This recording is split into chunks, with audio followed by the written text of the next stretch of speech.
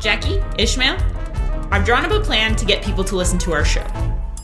All we need is an elaborate series of images hidden inside of other images, which subliminally encourages people to download True Tales of the Illuminati. Like those subliminal ads in movies that make you crave popcorn. Isn't this an audio drama? How are we going to get people to crave popcorn?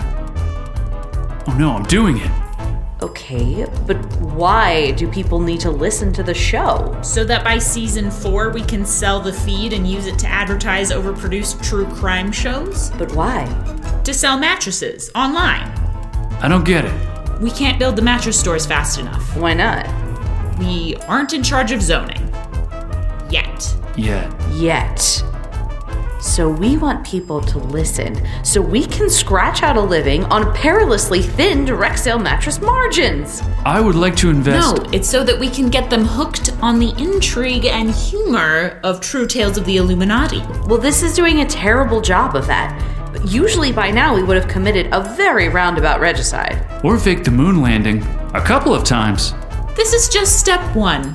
We'll get to all of that soon enough. And then, True Crime City. No, this is an audio drama. Comedy. Audio drama. Comedy. It's not weird that it's called that. It's basically a TV sitcom, but for your ears. Like Cheers? No. But yes?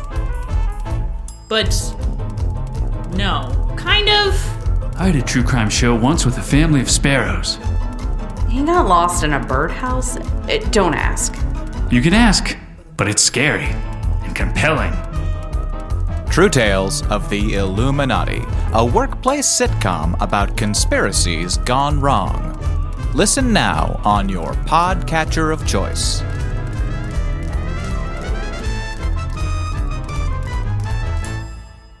Of course, he's been acting up terribly lately. Oh yes, well, mine was just the same at that age. Darling, can you stop that, please? That's not for playing with while you're outside, darling. Always the same every day. I'm tired of saying it. They just seem to find it endlessly fascinating, don't they? Well, some things never change. No, I suppose they don't. Oh, hell's bells, it's 4 o'clock. Sorry, love. No, don't worry. Darling, can you put that away, please, and come inside? Darling, it's Crowley time.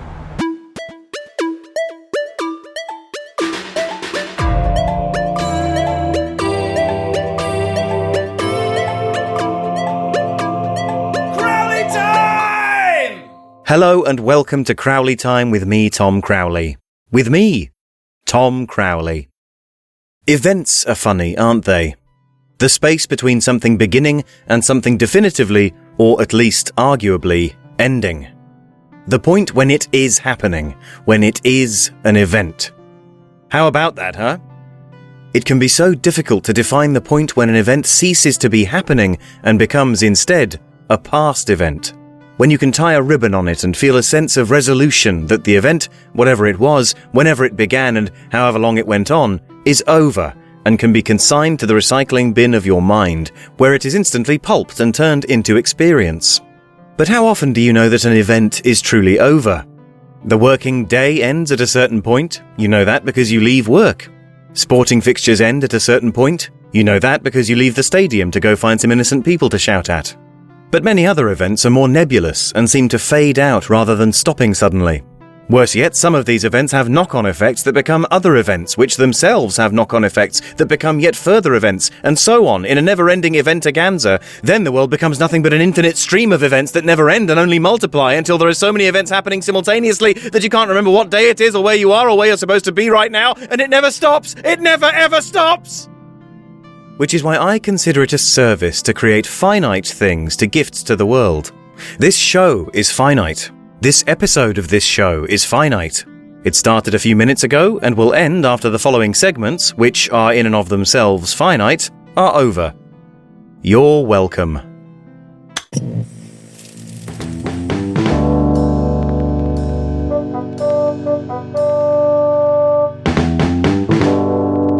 That's exactly how we found the body, but we'll have to wait till the lieutenant gets here. Here he is. Lieutenant! Morning, Sergeant. Gee, it's hot today. You feeling hot today? Yeah, maybe a little. I'm feeling hot. You know, this deodorant, they say 48 hours protection, but I don't know if I believe that. Do you believe that? I don't know, sir. Well, what are we looking at? Is there any coffee? We'll see if we can get some, Lieutenant. Meanwhile, the victim is Victoria Peoria, age 46 years, cause of death strangulation. The body was found on the roof this morning. On the roof? Yes, sir. You mean all the way up there? Yes, sir. Well, that's gotta be at least 40 feet. This place is a palace. How'd you get all the way up there? And that's kind of what we were hoping you could tell us, Lieutenant. Oh. Any witnesses? Nobody saw what happened, but her husband was the one who found her. He's inside. I guess we better talk to him. Through there? Yes, Lieutenant. All right. Sir? Mr. Peoria? I just wondered if me and the sergeant here could ask you a few questions about your wife. Well, howdy doody, detective. You've got some awfully worried shoes on today. Look at those licky laces. What? My laces? Well, that's not important.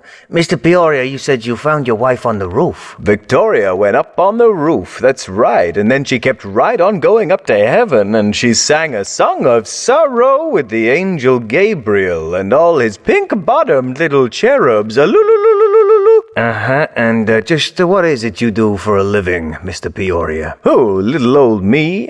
I run a company that makes the kisses they put onto cutesy-pootsy moon pies to give to the little children. You said you make kisses? How do you do that? There's two ways you can do it, detective. Either you make a wish on the heart of a cloud's dream, or you just very well put your lips together and hoo-hoo, smackaroo. Hoo-hoo, smackaroo. Okay, Sergeant, what the hell is going on around here? Oh, sorry, Lieutenant. I forgot to mention this episode guest stars Patrick McGowan. Ah, that makes sense. Thank you, Sergeant. That clears everything right up. That means this guy definitely did it, right? Oh, yeah, for sure. Okay, great. Mr. Peoria, where were you between the hours of 10 and midnight last night? Me? I was kicking it real fresh down at the dancing hall with my friend Sliminy Jiminy and Omaha, Tex. Sliminy Jiminy, he hails from Texas, and Omaha, Tex, he comes from upstate New York. When people hear that, they look more confuzzled than a Kodiak bear on Christmas morning, and that's no word of a lie talk, Mr. Piano Key. Ho ho! Boy, it's gonna be a long episode. Oh, right. I shouldn't be watching telly, should I? I should be doing the show. Sorry about that. I forgot what I came in here for. Right, so let's check the messages. Hello, this is Crowley Time with me, Tom Crowley with me, Tom Crowley. We can't take your call at the moment. Please leave your message after the tone. Of course, I like to call it Gay Paris, because everyone what lives there is gay. And that's not a generification, that's a fact. Scientific fact. Everyone what lives in Paris is gay. I know because I live in Paris, and I'm gay. I love it here. Oh, well. Good for you, caller. I'm truly glad for you. But I'm afraid we don't have time to wallow in such vast bliss, because it's time for the result of a great deal of time, money, and effort in yet another Crowley Time! Special investigation. You see, lately, more than ever before, we're questioning what really goes on behind the scenes of government in the cloistered corridors of power. We see the public face, the fixed grins, and the played-out platitudinous press puff, but I know that you Crowley Time listeners aren't satisfied with that patronising, pandering panacea. You're discerning people. You're intelligent people. You don't want facile slogans and comforting half-truths and promises of the same great taste with none of the fat when it's clear that the absence of fat means it must just be absolutely packed full of sugar. No, you want the truth. Rich, thick, bitter truth. So I've called in a few favours and got you, dear listener, the inside scoop. We at Crowley Towers have managed to install a listening device in an office at the very heart of the British government. The very place where ministerial employees toy with your very lives every day. So what are they really getting up to in there? Let's have a listen right now and find out. You know, it's a job of work, but a job of work's a job of work. I mean, ultimately, it's going to be a pain in the arse to renegotiate, but we'll just have to get back around the table. Again? Look, you were the one who let Doncaster Central slip through your fingers. Yes, I know. Yeah, so now we're going to have to bend over backwards for Maidstone and the Weald. Maidstone and the Weald? Are they ever going to fall in line? Well, that's unclear. Sorry, do you mean that is not clear, or do you mean that is more unclear? More unclear? Yes, more like being an uncle. Unclear. Unclear? Unclear. Unclear. Unclear. Unclear? Unclear. Unclear. Unclear. Unclear. Yes, did you say unclear or unclear? Why would I ever be saying unclear in this context? I don't know, you tell me, you're the one saying it.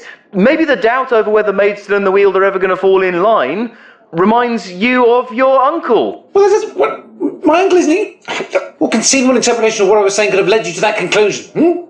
The unclear one. No, wait, now are you saying unclear or unclear? Unclear. Unclear? No, unclear. No, but wait, which one was I saying? You were saying unclear. No, I was saying unclear. No, was I? Well, at this point, it's unclear. No, it's unclear. Unclear. Unclear. Unclear. Unclear. Unclear. Unclear. Unclear. Unclear. Unclear. Unclear. Unclear. Chilling stuff. Your tax dollars at work, eh, listeners? I have to be honest, I thought it was going to be a little bit more exciting than that. Maybe some suitcases full of cash changing hands, or some people doing cocaine off a picture of the Queen or something. Oh, we can check back in later. Still. Eh? Anyway, moving on. Up next, we're getting the inside track on a slightly different field. My field, in fact, which is technically the entertainment field. You see, the life of a creative person like me isn't always champagne galas and awards ceremony gift bags full of iPads and pillow mints. It's actually very hard to compete in the fast-moving world of entertainment media, struggling to stay relevant and keeping on top of new trends. So to give me a bit of an advantage and tip me off to what's going to be hitting our screens in the next couple of years, I invited back the highest-ranking member of the 1% that I know. Tez Tucker, a billionaire who used to go to my school and who came back when I was 16 to do a talk about how much money he makes. Well, he's still making money, and he joins me now. Tez, welcome back. It's an absolute fucking pleasure, actually, Tom. Now, Tez, you've recently joined the executive board of the world's most popular streaming service, Plus Max Go Extreme Flavor, isn't that right? Better believe it, Tommy boy, and the slate of content we've got waiting for you will make you almost forget how wretched your paltry existence on this earth is. Great.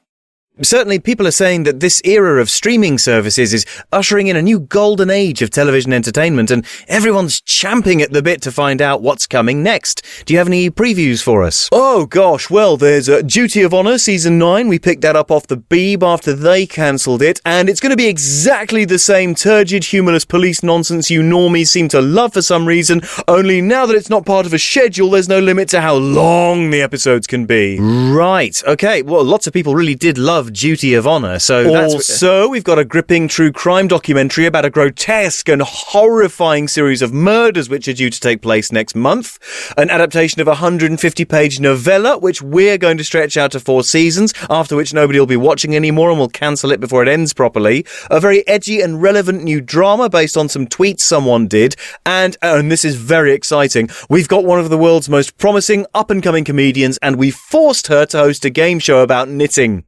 You can't force someone to host a game show. No, that's true, but we can remove all other possible avenues of career progression by creating an environment that's hostile to risk, and then offering an amount of money that it would be literally insane to turn down to do something of absolutely no merit that's guaranteed to be incredibly popular due to the staggering advertising budget we're going to put behind it. Wow, well, the lineup sounds, incredible. Thanking you. Commissioning must be such a challenge, deciding which projects to follow through with. Do you have any advice for any young writers and program makers listening to help them refine their pitches, to really catch the eye of execs like you? Of course, it's a tough business which requires a lot of persistence, but I always think that when in doubt, it's good to remember that real enthusiasm and talent will always win out in the end, and after all, we'll always need good writers. Wow, Tom. Wow! You could not be any further from the mark, my sweet bitch. Pardon? Writers are out, mate. Give up. Chuck in that towel right away, sweetie pops. There's no point. Well, there might be some. There's no point. Right. You see, Tommy me lad, over at Plus Max Go Extreme Flavour, our most exciting current project is the world's first ever drama written entirely by an algorithm. What, by a computer? You bet your pot noodle stained drawers, muchacho. We've got enough telly already. Now we can just feed all the existing telly into a big computer and get it to spit out a new one. That's... I find that... What is this show? It's called Deep Robot Mutant Teen High. Here's a clip. David, you're not making any sense. It's the truth, Michelle. I saw Principal Laser Iceberg selling drugs to Trevor the Rat Boy. Principal Laser Iceberg wouldn't do that, David. He's a good man. Huh. If I were a good man, I'd use my turning my hands into rocks powers and sock him a good one. You can't do that, David. Your software's programming won't allow it. Yeah, Michelle? Well, your software's programming told you not to liberate that truckload of sex-trafficked kids, didn't it? What are you saying, David? I'm saying... maybe it's time for a whole new program. Beep. Shh! Wait! Here comes Ice Beam Rick, captain of the school's cyberball team. Ice Beam Rick? Michelle, David, nice to see you. What were you talking about? Nothing. Nothing, Rick. Rick. David. Rick. David. Rick. I'll see you at practice. Yeah. Practice. Bye, Rick. Yeah, bye. David, what the hell was that? It's nothing, Michelle. Please, don't use your robo-telepathy on me. I just did that, David. I just did exactly that. And I saw... Don't say it. I saw... Don't say it, Michelle. Not only am I not ready to face up to the thoughts I'm having about Ice Beam Rick, which I'm going to remain vague about for now, but you know as well as I do that certain urges are forbidden in this near-future dystopian robot mutant high school. David, careful what you say. Here comes school security. Student 872, David Rockfist. Cease your unauthorized deep emotional conversation and hurry along to cyberball practice. We must defeat the Crystal City Wildcats at regionals next week. Huh. Regionals. No scoffing. Scoffing is forbidden by order of the Supreme AI, which started life as a phone app in the year 2022. Yeah? Well, is this forbidden by the Supreme AI too? David, your hands! They're turning into rocks! I know, Michelle. I'm using my hands turning into rocks powers. Student 872, do I see your hands turning into rocks? David, stop! If you get yourself thrown into ultra detention, who's gonna take me and my teen pregnancy across the nuclear plains to find my real mother?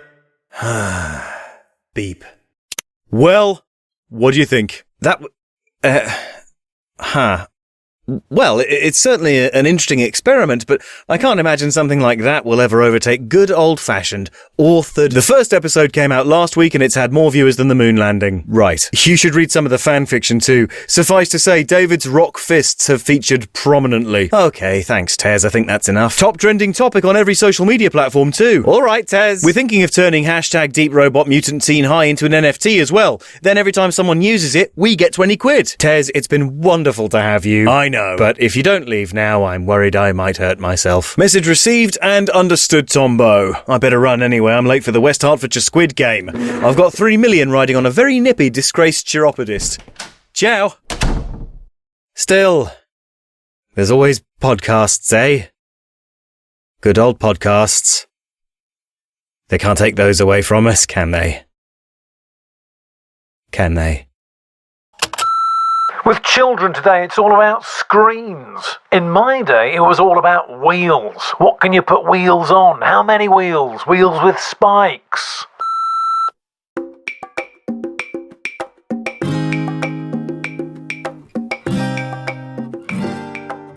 There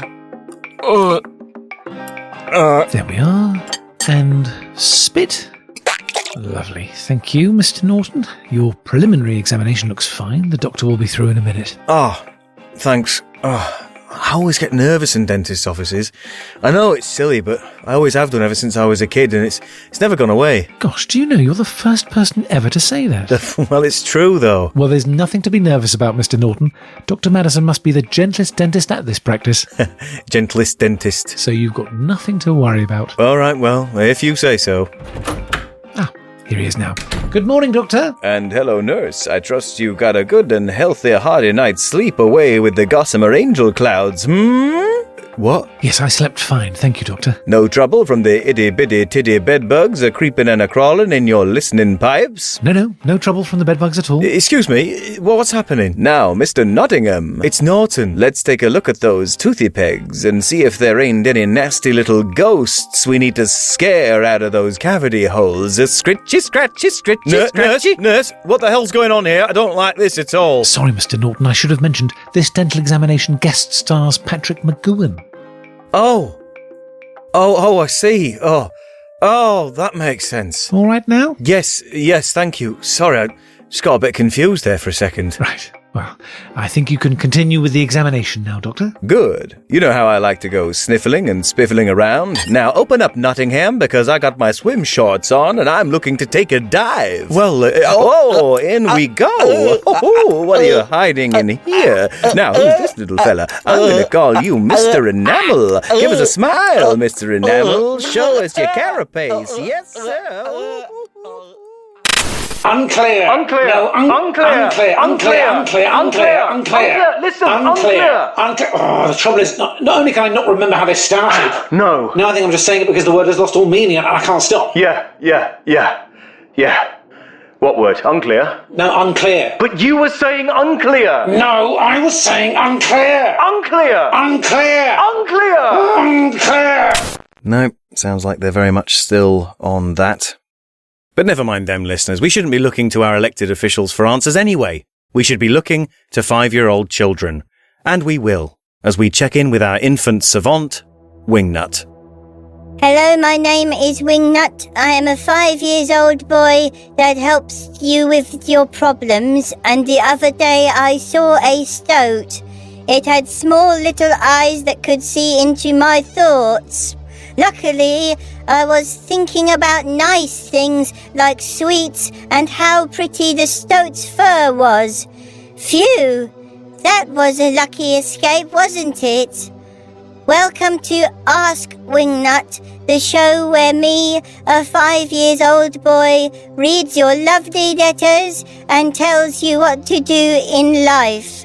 But recently, I have felt dried up like an old rusk with no inspiration, and all of my advices have been like a fish on a bicycle.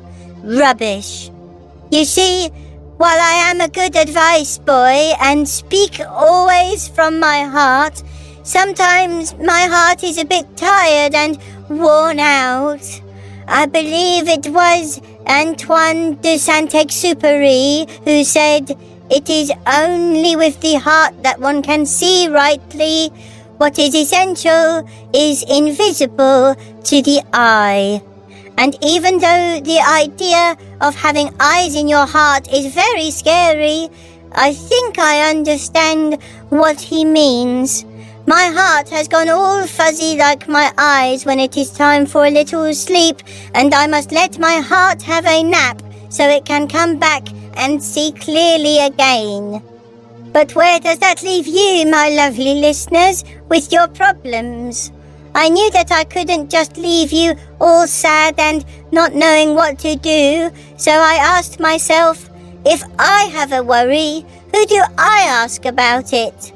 Who is Wingnut's Wingnut?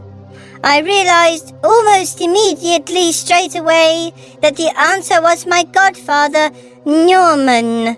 He is a nice man who always has a soothing word and a gentle hand to hold in times of strife. So Godfather Norman has very kindly agreed to step in and cover for me while I take a heart nap. I hope you will find him as kind and as helpful as I do. Take it away, Norman. Thanks, Wingnut. I hope your heart feels rested soon. Thank you, Norman. Well, thanks for having me, Wingnut, and listeners. I hope that a godfather like me makes for a serviceable agony uncle as well. It's true, Wingnut does sometimes ask me for advice, and while I'm not always completely sure what's best to say, I try my best to, as Wingnut would say, speak from my heart. So, let's get to your letters and see if I, Norman, a 42-year-old boy, can help at all. This first letter comes from Sally Ann in Port-au-Prince, and she says, Dear Wingnut. I'll just correct that to Dear Norman for our purposes, otherwise it'll get confusing. Dear Norman. In fact, you know what? I'm just going to correct all of these to Norman so it's less awkward. So I'm going to say, Dear Norman, and in each case the person will have almost definitely written Dear Wingnut, but I'm just correcting it on the fly to keep things running smoothly. Okay? Dear Norman, I recently split up with my partner of 3 years. Well, I'm sorry to hear that, Sally Ann.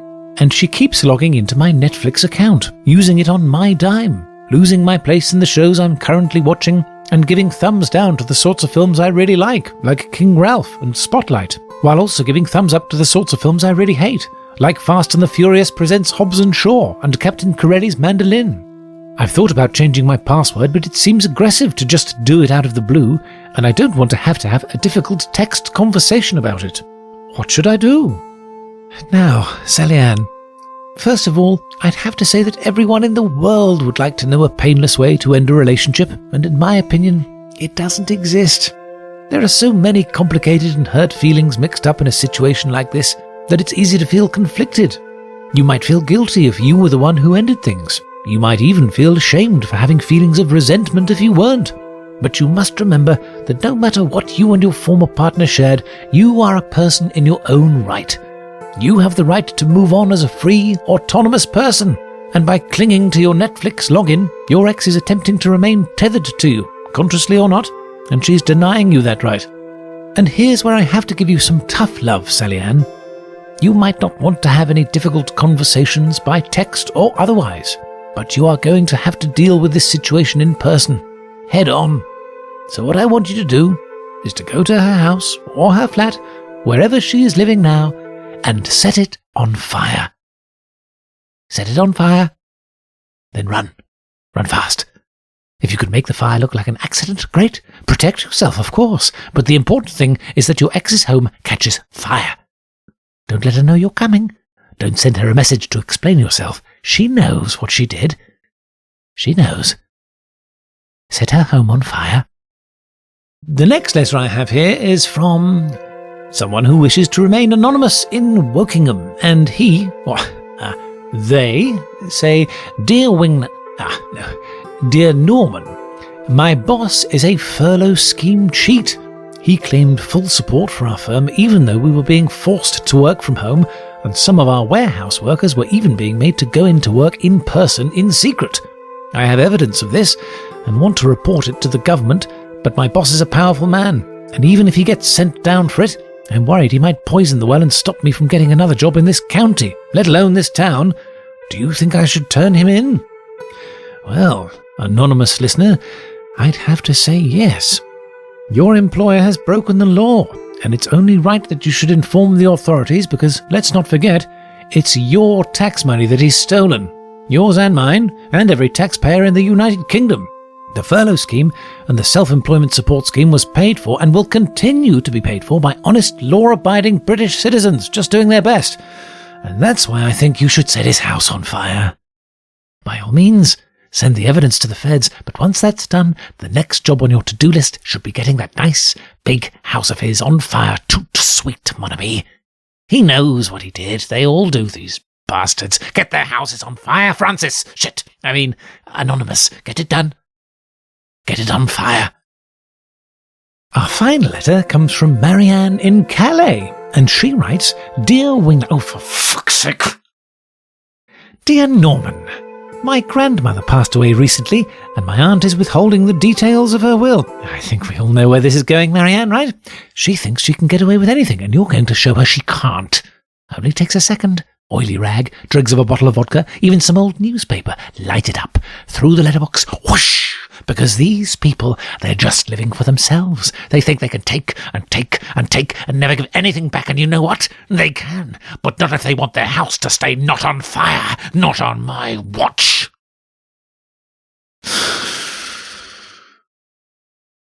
And that's all we've got time for in this edition of Ask Wingnut. More of a special Ask Wingnut's Godfather edition this time. Thanks all for... Oh, and here comes the little sleepyhead himself. Thank you, Norman. Did you have a nice time? Yes. Yes, thank you. That's good. I need some fresh air. Tell your mum thanks for the tea cake. Okay, Godfather, I love you. Love you too. Wasn't that nice of Godfather Norman to come and cover the show, boys and girls? Especially so soon after he was made redundant.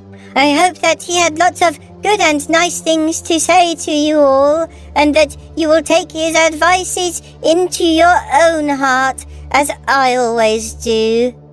Anyway, I have to go and tell Mum that Norman says thank you for a tea cake, but first I have to tell you listeners some exciting news.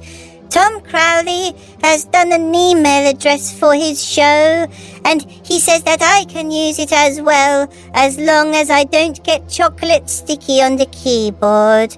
So if you want to ask Wingnut an Ask Wingnut question for advices on your problems, you can send a question to crowleytimepodcast@gmail.com. That's crowleytimepodcast@gmail.com. Don't delay. Ask Wingnut today. And you never know, you might get an advice on the show like all of today's lucky listeners. See you next time, unless you don't want to. Bye. Unclear!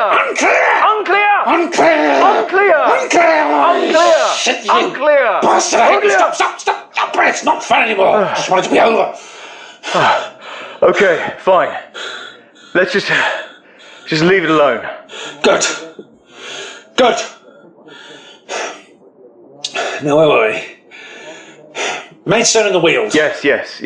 Oh, you think you can get them on side in time for the vote? Well, that's debatable. Sorry, do you mean that is something that could be debated, or the table around which people debate? How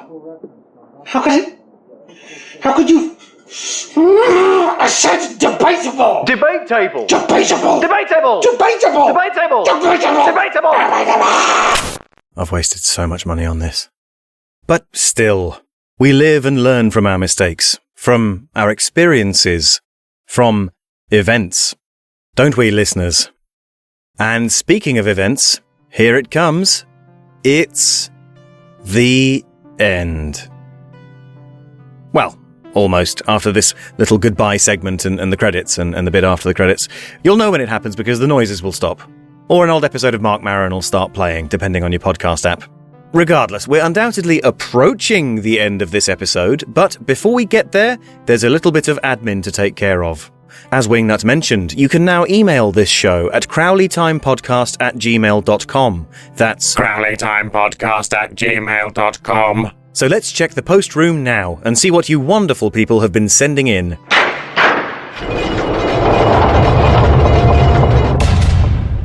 Oh yes, it's empty, because I've only just told you the email address. Well, we can't have this. Please do send something in, listeners, to crowleytimepodcast@gmail.com, and your letter might be featured on the show. You can send anything in, as long as it won't upset me. Questions for Ask Wingnut, comments on the episodes, queries on how the show is made. Maybe you could record a voice message and send that in. That'd be nice. Anything that won't upset me.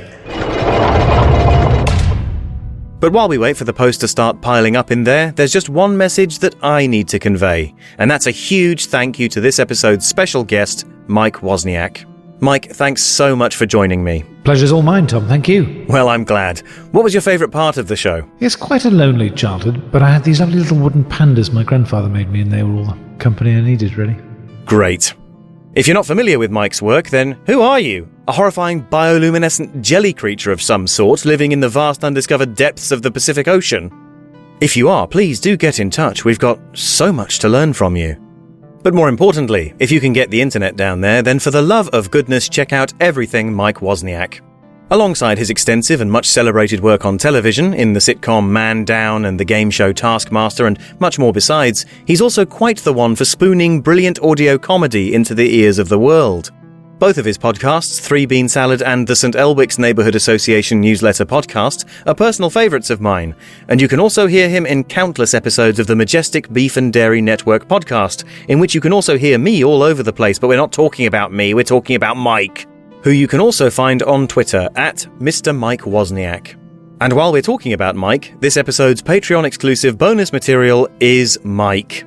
As well as performing in this episode, he was kind enough to join me for a brief but illuminating conversation about his past, his passions, and his dreams for the future, in another edition of my Patreon-exclusive interview series, Who is Comedy?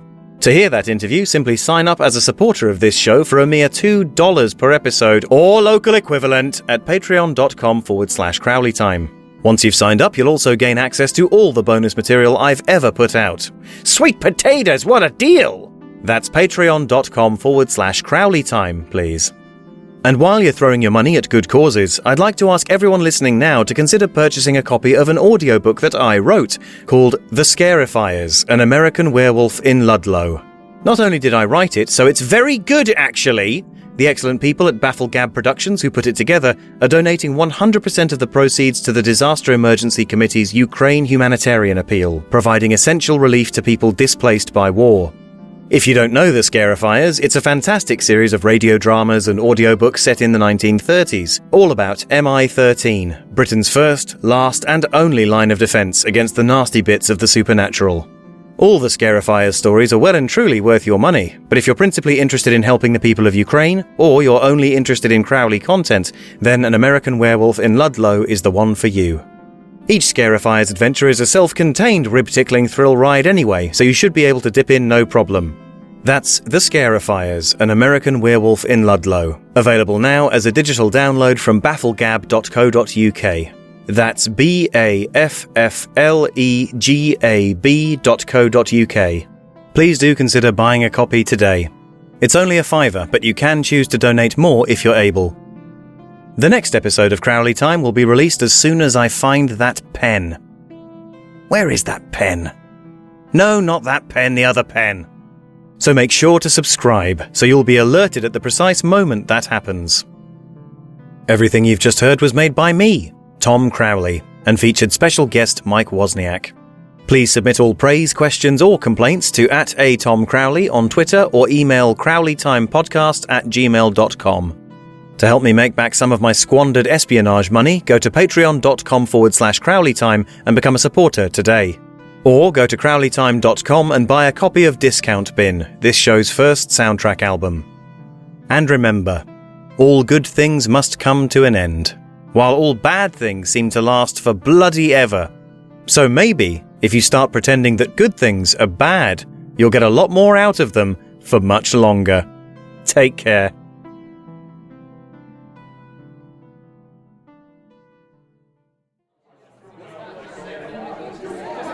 Delegates, friends, representatives of all nations, we have recently seen how nations can slide so quickly into all-out war and destruction, how any land dispute can risk plunging the entire world into conflict if diplomacy fails and agreement cannot be reached. It is for this reason that we have called this emergency summit to prevent any further violence and to find a new path forward for peace in the 21st century. To begin, I would like to call upon the leader of the Russian Federation to make his statements and begin these talks. Mr. President, please.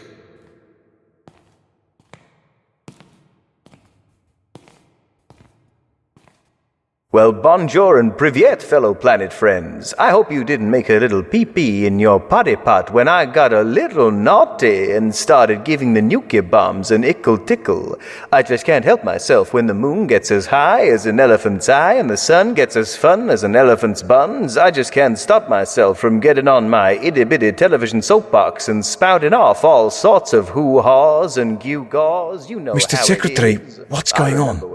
Apologies, Mr. Speaker. I forgot to tell you. This global crisis guest stars Patrick McGowan. Oh, right. That makes sense. That explains everything, actually. Thank you for telling me. Not at all, Mr. Speaker. In case you meet up with old Mr. Bear and he takes a powerful disliking to you, because he's not going to sit down and talk it out over a cream bun and a chamomile tea. Oh, no, he's not. So when I smell trouble on the Siberian breeze, I can't help but think of my old Russian pappy and all the fact words he used to parrot out of his borscht-riddled mustache bumper. His mustache was a forest of sinew and snot bordered by the twin jowls of Ridge Valley, and oh, the crumbs you could find in those crevices. A looky, looky, looky, looky, looky, looky, looky, looky, looky, looky, looky, looky, looky, looky, looky, looky, looky, looky.